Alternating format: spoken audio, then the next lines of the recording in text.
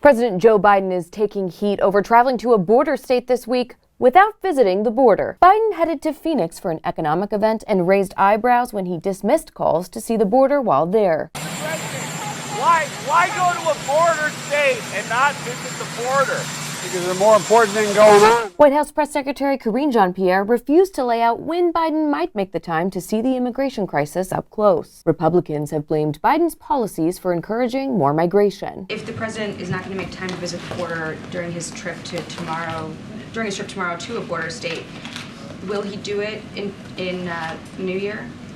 Look, I addressed this last week about the president visiting the border. I'm not going to go beyond what I just laid out. But the week before, Jean-Pierre had stirred controversy on the issue by falsely claiming that the president had already visited the border. He's been there. He's been to the border. And since he took office... When did he go to the border?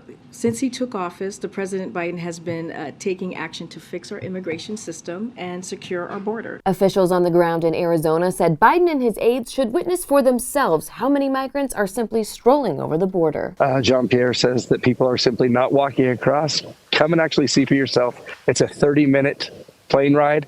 It's a 2.5-hour drive from Phoenix. I've done it thousands of times. Please come and see for yourself the people that are walking across. Republicans on Capitol Hill have been criticizing Biden for months over his decision not to schedule any trips to the border, despite pressure from the right. Unfortunately, our president has never visited our southern border, never been there, not even once. And the incoming GOP majority in the House has promised to investigate the Biden administration's handling of the border crisis, which the White House continues to insist it has under control.